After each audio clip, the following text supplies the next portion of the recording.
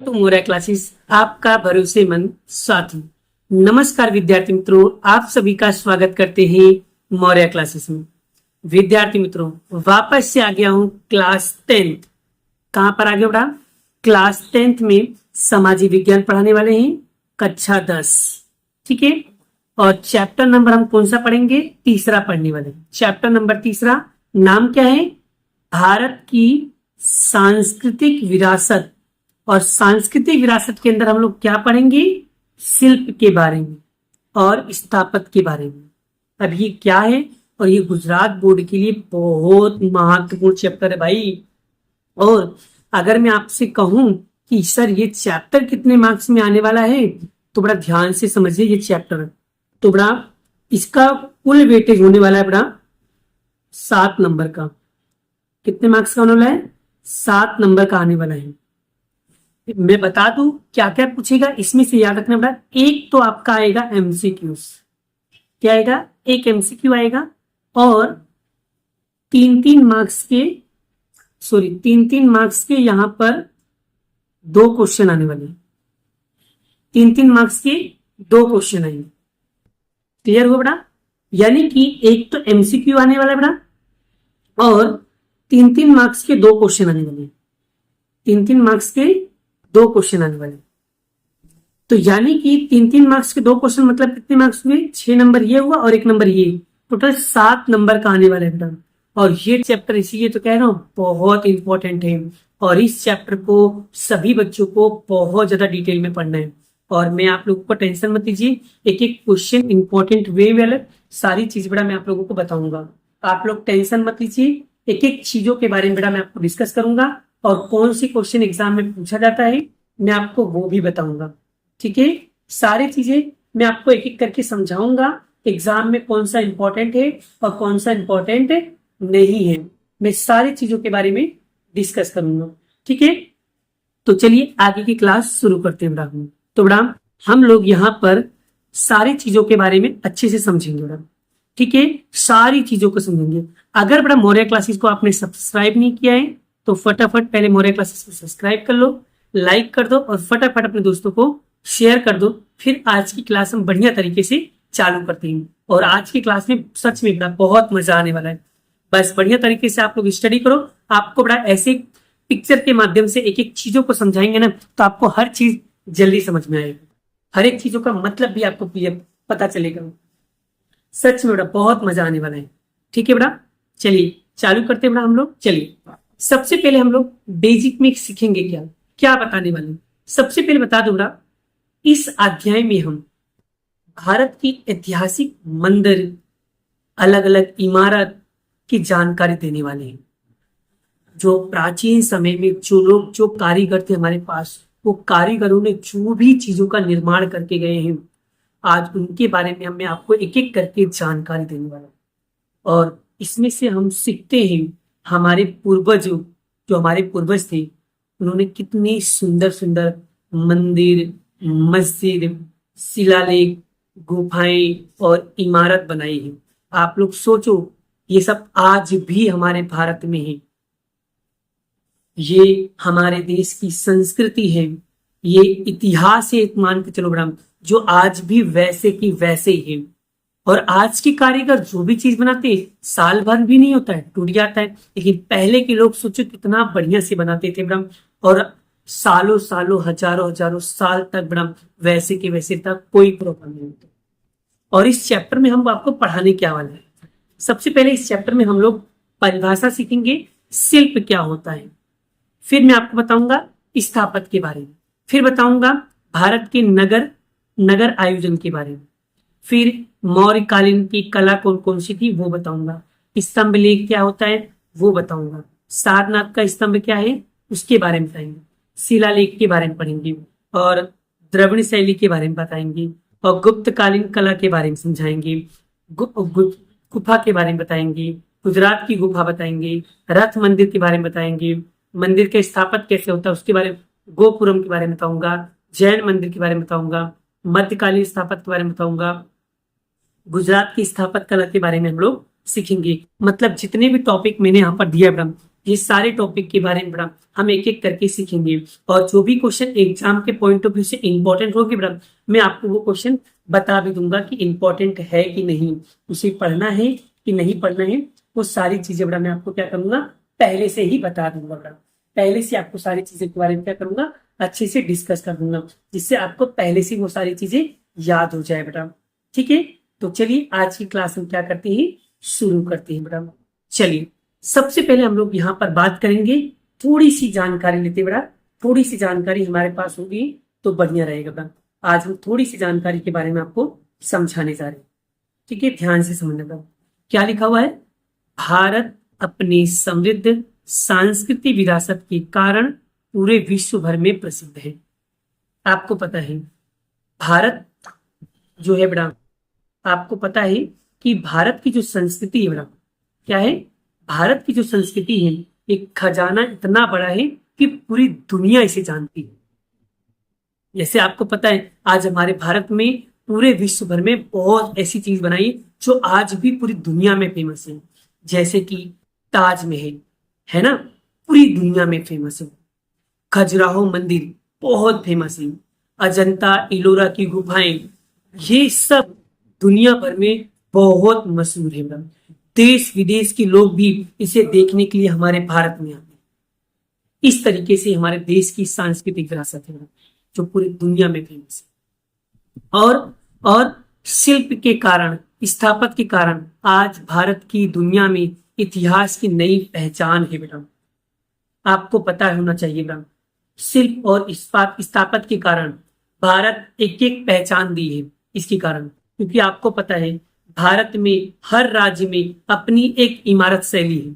जैसे राजस्थान का किला देख लो, है ना, ये भी शिल्प और स्थापत्य से बनाया गया है। दक्षिण भारत के मंदिर देख लो, गुजरात के सौराष्ट्र मंदिर देख लो, ये सब किसके कारण बना, शिल्प और स्थापत्य के कारण है। इनके कारण हमें नई पहचान मिली, भारत की नई पहचान है। और आपको और पता होना चाहिए मैडम, हड़प्पा सभ्यता नगर आयोजन के बारे में, इसके बारे में, नगर आयोजन के बारे में बहुत शानदार है, जिसे सिटी प्लानिंग कहा जाता है मैडम। जहां पर आपने देखा होगा सीधी सड़कें हैं, अलग अलग नलियां बनाई गई हैं, नहाने के लिए स्नानागार बनाया गया है, घरों में टॉयलेट है जो आज भी आधुनिक लगता है। ये सब हमारे भारत का गौरवशाली दुनिया दिखाया जा रहा है, और बड़े गौरव की बात है हमारे भारत में ये सारी चीजें। और यहां दिखता है ये सब किसके कारण, हमारे पूर्वजों की होशियारी के कारण। अगर हमारे पूर्वज इतना होशियार नहीं होते तो शायद ये जितनी भी चीजें यहाँ पर बनाई गई है ये सारी चीजें नहीं होती। ठीक है बेटा, क्लियर हो रहा है, आगे बढ़ते हैं। चलो अब मैं आपको बताता हूं क्या होता है शिल्प, एक एक करके बताऊंगा शिल्प क्या होता है बेटा। ध्यान से समझोगे तो आपको क्लियर हो जाएगा। ठीक है बेटा, आराम से क्लियर हो जाएगा शिल्प होता क्या है बेटा। शिल्प अगर आपसे पूछे ना शिल्प क्या होता है बेटा, तो शॉर्टकट भाषा में समझना, शिल्प एक कला होता है बेटा, इतना मान के चलना। शिल्प क्या है बेटा, एक कला है जिसमें हम किसी भी चीज का, जैसे कि पत्थर, लकड़ी, धातु, इसको किसी भी तरीके का हम डिजाइन इसमें दे सकते हैं, और कोई भी सुंदर रूप या कोई भी सुंदर मूर्ति बना सकते हैं। चाहे लकड़ी में, चाहे मूर्ति में, चाहे पत्थर में, किसी भी चीज में अगर हम उसके नक्काशी करके कोई भी चीज बना देते हैं तो वो क्या कहलाता है बेटा, शिल्प कहलाता है। देखो शिल्प की यहाँ पर परिभाषा लिखा है बेटा, क्या लिखा है, शिल्पी अपने कौशल और कारीगरी से, इसमें छेनी हथौड़ी के द्वारा अलग अलग प्रकार के मन के भावों को, जैसे पत्थर, लकड़ी, धातु को तराश कर ये लोग कोई ना कोई रूप देते हैं। जैसे भगवान की मूर्ति बना देना, ठीक है, या कोई चीज, ऐसी चीज बना देना, कोई भी ऐसी चीज बना देना। जैसे आपको देखा होगा भगवान की मूर्ति बना देना, मंदिरों के दीवारों में देखोगे अलग अलग नक्काशी की हो जाती है, या आपने देखा होगा पत्थर से बनी हुई बहुत सारी मूर्तियां होती हैं। देखो इसके पीछे देखो, यहाँ पर देखो मैडम, देखो ये सारी जितनी भी डिजाइन की है मैडम, ये सब क्या है, एक तरीके का शिल्प है, एक तरीके का नक्काशी किया हुआ है मैडम। ठीक है, ये सब क्या है, नक्काशी। या पत्थर पे कर सकते हैं हम, शिल्प पत्थर पे कर सकते हैं, लकड़ी पे कर सकते हैं, धातु पे कर सकते हैं। ऐसे ऐसे जो डिजाइन बनाए मैडम, ये सब क्या है, शिल्पी तो है मैडम। यानी शिल्प एक कला है मैडम, जिसमें किसी भी चीज से हम, जैसे पत्थर, लकड़ी, धातु, किसी को भी काट कर हम लोग उसके अंदर कोई भी आकार दे सकते हैं, कोई भी डिजाइन बना सकते हैं। ठीक है, ये किसके कारण बड़ा? इस शिल्प के कारण। अगर आपसे शिल्प की परिभाषा पूछे तो लिख देना बड़ा, शिल्प अपनी कौशल और कारीगरी से छीनी हथौड़ी के द्वारा अलग अलग प्रकार के मन के भावों को पत्थर, धातु, लकड़ी को तराश कर जो रूप दिया जाता है, उसे कला को हम लोग शिल्प कला कहते हैं। आई होप, आशा करता हूं आपको ये समझ में आ गया होगा। अब हम बात करेंगे बड़ा स्थापत्य क्या होता है बड़ा, इसे भी ध्यान से समझोगे बड़ा, एकदम अच्छे से क्लियर हो जाएगा बड़ा। चलिए अब हम बात करते हैं एकदम बढ़िया तरीके से, बड़ा ध्यान से समझोगे तो आपको क्लियर हो जाएगा। चलिए, स्थापत्य क्या होता है? स्थापत्य मतलब होता है कि बड़ी बड़ी इमारत या मंदिर बनाना, यानी कि जैसे कि आपको पता होगा किसी भी चीज का निर्माण करना, उसे कहते हैं स्थापत्य। स्थापत्य क्या होता है बड़ा? सरल शब्दों में कहें तो किसी भी चीज का निर्माण कार्य होता है, जैसे घर बनाना, मंदिर बनाना, मस्जिद बनाना, किले बनाना, दीवार बनाना, मूर्ति बनाना, ये सारी चीज क्या होता है बड़ा? उसी को कहते हैं स्थापत्य। ठीक है, संस्कृत भाषा में स्थापत्य के लिए क्या होता है बड़ा? वास्तु, जो अत्यंत प्रचलित है। इसका अर्थ होता है जैसे कि बड़ा ये लोग क्या बनाते हैं? स्थापत्य मकान बना सकते हैं, नगर बना सकते हैं, कुएं बना सकते हैं, किले बना सकते हैं, मीनारे बना सकते हैं, मंदिर, मस्जिद, मकबरा, इन सभी निर्माण कार्य को ही हम लोग क्या कहते हैं बड़ा? स्थापत्य कहते हैं। और स्थापत्य कला एक स्थापित कौशल्य पर से आया हुआ है बड़ा। ठीक है, ये देख सकते हो बड़ा, यहाँ पर देखो ये जितनी भी चीजों का निर्माण यहाँ पर कराया गया बड़ा, ये सब क्या है बड़ा? ये सब स्थापत्य तो है। आई होप आपको स्थापत्य और शिल्प के बारे में अच्छे से पता चल गया होगा बड़ा। क्लियर, समझ में आ रहा है बड़ा? अगर आपको सारी चीजें बड़ा पता चल रहा है बड़ा, तो वीडियो को लाइक करना मत भूलिएगा बड़ा, वीडियो को लाइक करते रहना बड़ा। ठीक है बड़ा, क्लियर। आई होप आपको सब कुछ समझ में आ रहा होगा। ठीक है बड़ा, अगर सारी चीजें समझ में आ रहा है बड़ा, तो वीडियो को लाइक करिएगा बड़ा। ठीक है, और अपने दोस्तों को भी शेयर कीजिएगा।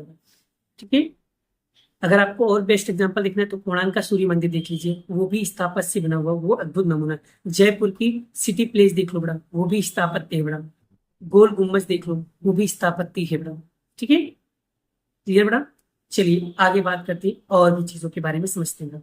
अब हम पढ़ेंगे बड़ा नगर आयोजन के बारे में, भारत के नगर आयोजन के बारे में। बड़ा याद रखना है, ये वाला क्वेश्चन बड़ा बोर्ड में पूछा गया है बड़ा। कब पूछा गया है? 2023 में पूछा गया है। कब पूछा गया है? 2023 में पूछा गया है। ठीक है बड़ा, क्लियर, ध्यान से समझना बड़ा, ये सब एग्जाम में आता है बड़ा। ठीक है, चलिए ध्यान से समझोगे तो बड़ा आपको सब चीजें क्लियर हो जाएगा। ठीक है, समझ में गया।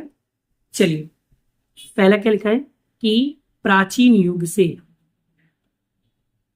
युग से भारत नगर आयोजन में कैसा रहा है? निपुण रहा है, मतलब सफल रहा है। ठीक है, आगे पुरातात्विक उत्खनन से ऐसे कई नगर मिले, मतलब खोदने से उनको बहुत सारे नगर का पता चला है।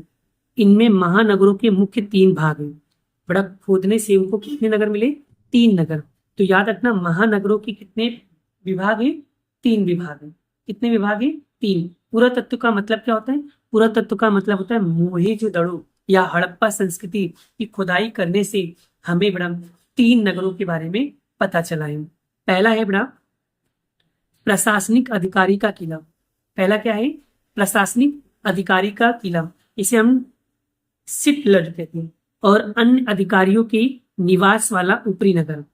ठीक है, और तीसरा है सामान्य नगरजनों का आवास वाला निचला स्तर। एक है ऊपरी नगर, दूसरा है निचला, और तीसरा है सिटलर। ठीक है, अब तीनों के बारे में समझाता हूँ। ठीक है, तीनों के बारे में समझाऊंगा तो आपको समझ में आ जाएगा। ये जो होता है ये किसके लिए बड़ा? प्रशासनिक के लिए, मतलब प्रशासनिक अधिकारी इसके अंदर रहते थे बड़ा। और ऊपरी नगर में कौन रहता था? ऊपरी नगर में जो अधिकारी थे वो, और निचली में सामान्य लोग, हम जैसे लोग निचली वाले स्तर में रहते थे। यहाँ पर जो सबसे बड़े अधिकारी होते थे वो, और यहाँ पर छोटे मोटे अधिकारी होते थे वो, और यहाँ पर जो सबसे सामान्य व्यक्ति होते थे, आम लोग होते थे, वो लोग यहाँ पर रहा करते थे बड़ा।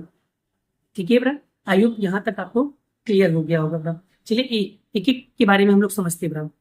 चलिए, जैसे प्रशासनिक अधिकारी का किला जो सबसे ऊपर बनाए थे, जो सबसे बड़े अधिकारी थे जो सबसे बड़े अधिकारी का किला था बड़ा, वो सबसे ऊपर बनाया गया था। और ऊपरी नगर में रहने वाले कौन थे बड़ा? रक्षात्मक। रक्षात्मक मतलब जो उस नगर की सुरक्षा करते थे, वो लोग वहां पर रहते थे। और 2 से 5 कमरे वाले मकान थे वहां पर। क्या? 2 से 5 कमरे वाले मकान मिले थे। ठीक है। और निचले नगर में मकान थे जो हाथ से निर्मित और ईंटों से बनाया गया था। और सिंधु घाटी संस्कृति की प्रजा स्थापत्य के क्षेत्र में उस समय सभी संस्कृतियों की अपेक्षा सुंदर और व्यवस्थित ऐसे नगर विकसित किए थे, ऐसे नगर बनाए थे, और जिनमें हड़प्पा और मोहिंजोदड़ो नाम की नगर भी बहुत महत्वपूर्ण रखती थी बड़ा। ठीक है। तो याद रखना, प्रशासनिक अधिकारी में तो सबसे ऊपर बनाया गया था, जो वहां पर सबसे बड़े अधिकारी रहते थे। ऊपरी में भी रक्षा करने वाले अधिकारी, और जो 2 से 5 कमरे वाले थे। और निचली नगर में कौन रहता था? जो हाथों के द्वारा बनाया गया था, निर्मित मकान थे, उसके अंदर सामान्य व्यक्ति लोग रहते थे बड़ा। कल के दिन बड़ा, कल के दिन मैं आपको बताऊंगा बड़ा मोहिंजोदड़ो के बारे में। ठीक है। कल के दिन बड़ा मैं मोहिंजोदड़ो के बारे में समझाऊंगा। अभी के लिए इतना ही आपको जानकारी हासिल करना है। एक बार उसको एक बार 2 बार रिवाइज करना, वो सारे आपके एमसीक्यू में क्लियर हो जाएगा। और जो क्वेश्चन इंपॉर्टेंट था वो मैंने आपको पहले से बता दिया है, उसे आपको अच्छे से क्या करना है, समझ लेना है बेटा। एग्जाम में आता है, अच्छे से याद रखना बेटा। ठीक है बेटा, क्लियर हो गया? आई होप, आशा करता हूँ आपको वो सारी टॉपिक समझ में आ गया होगा। अभी तक जितना भी मैंने आपको इन्फॉर्मेशन दिया है, अगर डाउट हो तो बड़ा कमेंट बॉक्स में कमेंट करना, मैं आपको वो सारी चीजें समझा दूंगा। अभी के लिए इतना ही, मिलते हैं नेक्स्ट वीडियो में नेक्स्ट लेक्चर के साथ। जय श्री कृष्ण, राधे कृष्ण की जय। जय माता दी दोस्तों, राधे राधे।